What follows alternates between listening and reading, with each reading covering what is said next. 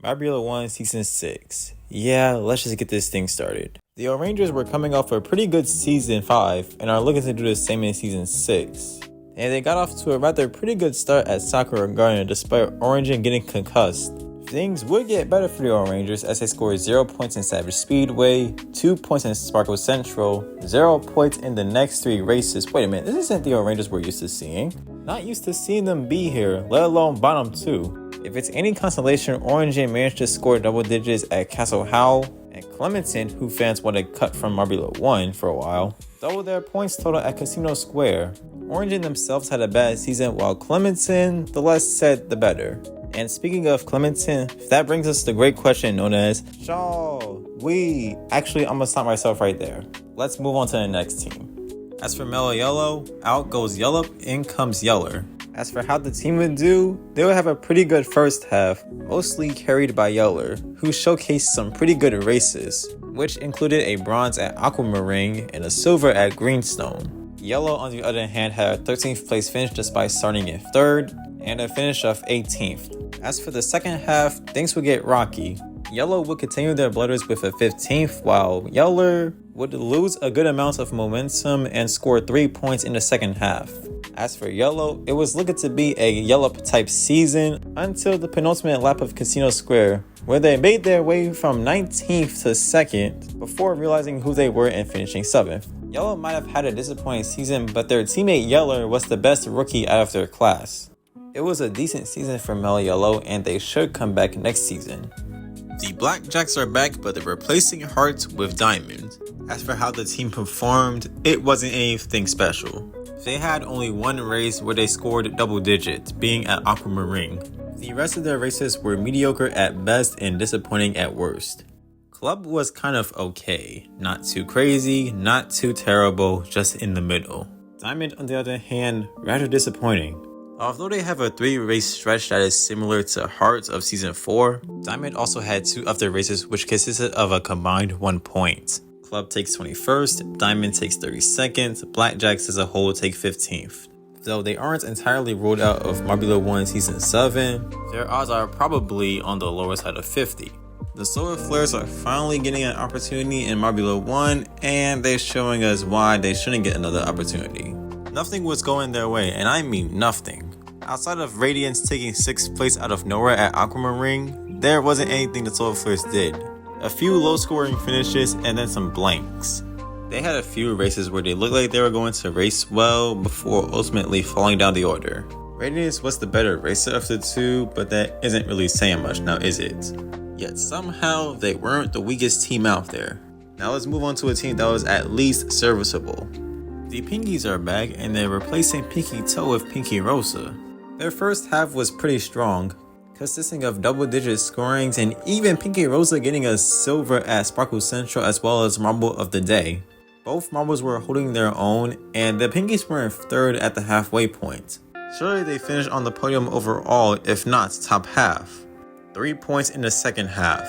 The weakest second half out of any team. I'm sorry, am I watching Season 4? Because that's what it looks like. It was really a tale of 2 halves for this team. They went from looking like hot stuff to looking like a hot mess. Rosa was decent with a slimmer of inconsistency, while Panther was just inconsistent. And to think they didn't finish in the top half either. Wow. Finally, the Indigo Stars are in Marbula One. And as for how they looked, they were rather decent. And although they didn't earn any medals, they were pretty solid in most of their races. They would also have their own track, which, to my opinion, was pretty decent. It didn't matter if they started slow or started hot, they would be in mostly above average territory. The difference being that Indy would do that more consistently, placing top half in every race. They have proven themselves to be a pretty good racer, while their teammates Diego was more inconsistent. They show flashes of being decent, but other times it's just disappointment. Despite not obtaining a medal, the Stars still managed to place top half, and they have definitely proved to belong in another M1 season, unlike a other certain rookie team. And speaking of the Indigo Stars, they remind me of this team, the Bumblebees. Only difference is they obtained medals. Like Indy, Bumble had themselves a pretty consistent season with nothing but top half finishes. They will always be going at a consistent pace, and I could see them becoming a true superstar sometime soon. As for their teammate Stinger, they would be on their season 5 arc, starting off rather slow before remembering that they are a Marbula One racer. There are a few races where they couldn't finish higher than they did, but they just didn't have the endurance for it. Like season 5, Bumble would finish 9th in the individual standings, while their teammate Stinger would go from 20th to 24th. And the Bumblebees would finish in 6th, which is interesting considering they scored less points than they did in season 5. There are some teams with inconsistency woes, and one of them being the Shiny Swarm. And when it came to this season, they weren't exactly showing out in the first half. Glimmer was rather decent, while Shimmer had some ways to go. Still, they weren't a bad team at the time. But in terms of the second half, Glimmer kicked things off hot with a silver at Orion's belt. It was looking good until their shine turned into rust with 3 consecutive 0-point finishes, one of them being in last. Glimmer had a season similar to Pinky Rosa, but as for Shimmer, it looked like their racing days were going to be over. That's until the final race, where despite starting at 18th, Shimmer fought their way for a silver. Now that's what I call finding a way to save yourself. And with a finish like that, the Shiny Swarm might have saved themselves from getting cut from Marbula One. After a miracle season that was season 5, the Razzy are looking to keep that momentum up with their same duo. When it comes to their first half of races, they weren't great, but they weren't terrible either. It was mostly mediocre, scoring between 3 to 6 points. The perfect middle ground team. The second half went much better with 3 double-digit scorings, 2 of them being bronze medals, one of them being to end the season for the second time in a row. Both racers finished in the top half of the standings next to each other, and the Razzies finished at the end of the top half in 10th. It's not a miraculous season like season 5, but it's not exactly rough like season 4 either. Just take what you can get and keep on rolling. Somehow, someway, the Wolfpack are back for Marbula One, and they replaced their duo from last time. And with how they performed, yeah, they should have kept this team on the bench. They could get a second run in Marbula One, but not the Turtle Sliders. Out of all of the teams that competed in multiple Marbula One seasons, the Wolfpack are the only team to not have a double-digit scoring, their highest finish being 8th. The only saving grace for this team being in Marbula One is that they have a pretty good track. But other than that, the sheep sweep didn't prevail, Remus also struggled, and the team was just no. Now let's move on to a team that actually did something. The Snowballs. Now this is a good team in Marbula One, and they are picking up right where they left off with 2 points in their first 2 races. It's nothing to worry about as Snowstorm would respond with the win at Sparkle Central, and Snowy would get themselves a silver at Aquamarine. As for the rest of the season, it would mostly go in their favor, with Snowy picking up yet another silver at Electron Expressway, and Snowstorm accomplishing a perfect weekend at Castle Howl.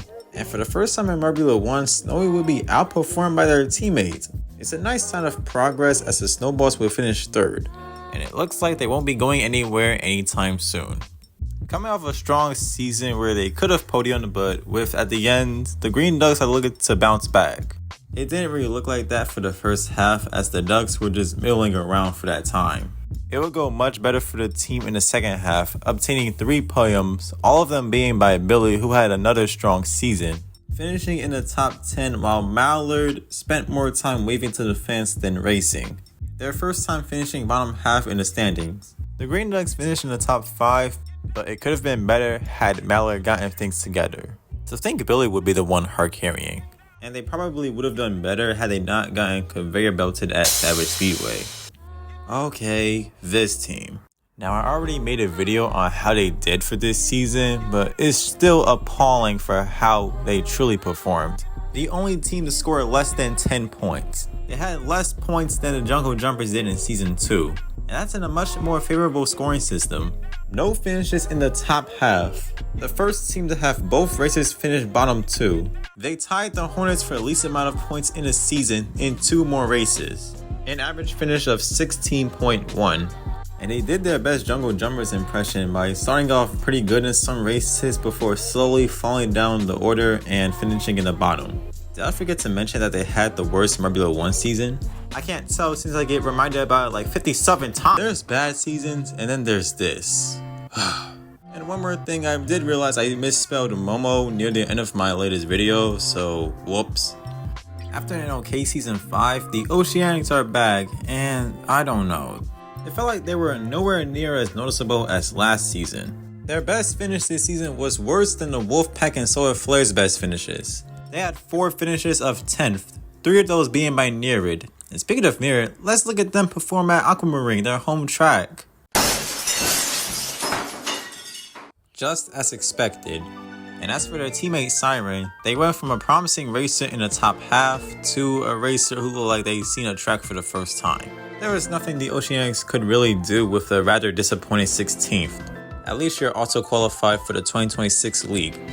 They might not be as dominant as before, but they still are the Savage Speeders and can give you a good run. Their first and second halves were somewhat similar. Some solid races, 1 medal, 1 middle ground race, and 1 not so good race. Swifty had themselves a really good season and was the more consistent marble of the two. All of their races being top 8s and even a bronze at Greenstone. Their teammate Speedy had some races where they could have done more but still managed to pick up yet another silver to add to their Marbula One career. They had a chance to finish top 10 and even qualified 4th at Casino Square. But Speedy decided that their work here was done and finished 19th. Still a pretty good season as the Speeders would finish 4th. Though they might not be the Speeders of old, they still have what it takes. After what could have been an individual championship by Cerulean and a rather disastrous season by Royal, the Cobalts are back, but they're replacing Royal with Meepo. As for how the team would do, it would be solid. Meepo would go on to have a pretty good rookie season. Out of all the teams that hadn't earned a medal all season, the Cobalts were the best out of the bunch. It would mostly be due to their consistent racing style, and that's regardless of where they start. Like Speedy, Cerulean was moving at a solid pace before going scoreless in the final race. Still, both racers would finish in the top 20, and for the 3rd season in a row, the Cobalts would finish 7th. Must be their lucky number. With Westby being coach and Wispy being a shell of their former self, Amaya and Eve are stepping in for the first time. As for how they did, they might be even more middle ground than the teams around them. When it comes to Q1, they'll perform consistently well. As for some, if not most of the time they race, they will show potential of being pretty good racers before being around the middle of the standings, just like some other teams. There isn't really much I can make of the Wisps this season. They were consistent, yes, but that can only get them so far. Eve scored in every race they competed in, while Amaya picked up 2 4th place finishes. And they did better than the likes of Starry and Cerulean, small consolation. As for the team standings, they finished right where you would expect them to. Team Galactic's looking to bounce back after whatever season 5 was. And it was looking like that for the first 2 races. Quasar, despite starting in 20th, managed to recover up to 8th. And Starry, they would find themselves acquiring a bronze at Savage Speedway. It was looking to be a pretty good bounce back. Then the next 3 races happened. As for their second half, if it's anything, they scored points in every race. It might not have been a lot, but it's something. Starry did much better compared to season 5, while Quasar... Oh, Clementon, very, very slow. There's a good chance they get replaced for season 7. A similar season to the Blackjacks, only difference being they have a medal. Before we get to the final 2 teams, I'm going to describe the 12 teams that competed in the support race.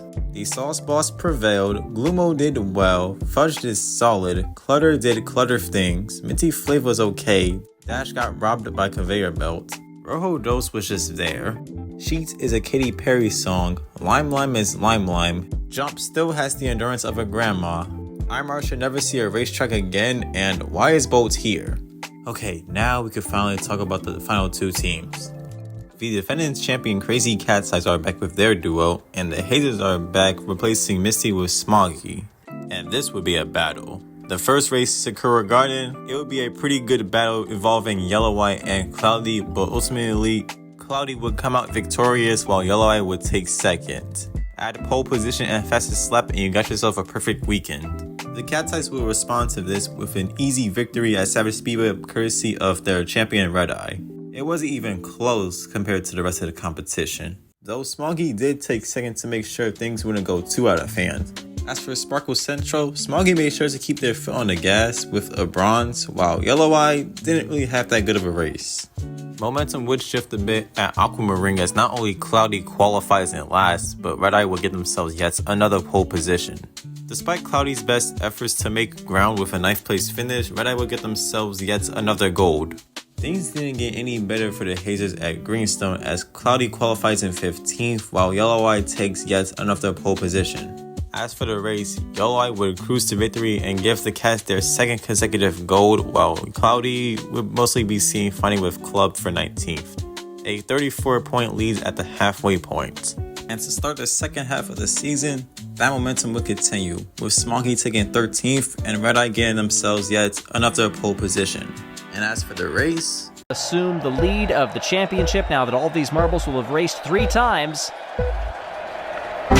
And we're rolling, and it's a bad start for Red Eye. He got hung up on the starting gate briefly.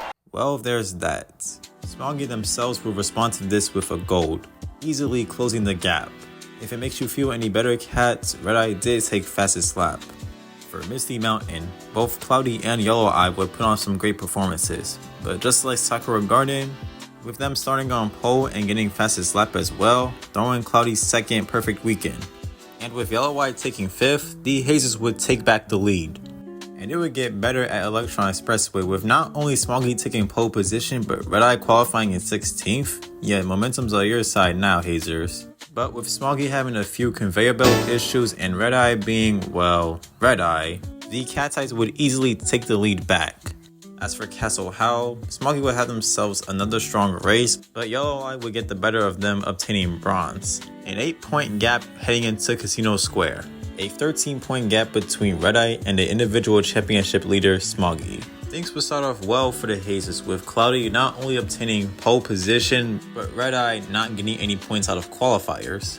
In terms of how the race would go for both marbles, Cloudy will be having a pretty good time while Red Eye is trying to fend off against the mid-pack. And as the race is progressing, Red Eye is slowly gaining momentum, but Cloudy is just in her own world in first. Cloudy is just chilling on a beach, while Red Eye is having a hard time trying to pull off their usual magic. And as the race is coming to a close, Cloudy would not only become victorious, but obtain yet another fastest lap, give them their 3rd perfect weekend of the season. And even better, with Red Eye finishing in 6th, not only do the Hazers win the team championship, but Red Eye doesn't even score enough to beat Smoggy for the individual title. And to add on, they didn't even beat Cloudy either, meaning the Hazers are the first team to have both marbles finish top 2 in the individual standings. The bridesmaid are finally the bride, and they have earned it. Well, it depends on how you look at it. Orion's belt. And one more thing, Hazers, there is a marble Cloudy has to give their props to. Quasar. Had they not pushed Cloudy back onto the conveyor belt, there's a chance the Cat Eyes would have secured their 3rd team championship. Talk about sportsmanship. And that was Marbula One Season 6. How many unique winners we had from this season? 3. Cat Eyes, Hazers, and Snowballs, but just Snowstorm. This was mostly a 2-team competition while 18 other teams just roll around for fun. For the last time the 3 previously mentioned teams didn't win, that would be Season 5, Race Number 8 at Piedmont Tunnel by the Savage Speeders. On the bright side, the rookie class was not too bad. Well, aside from these 4. But until then, see ya.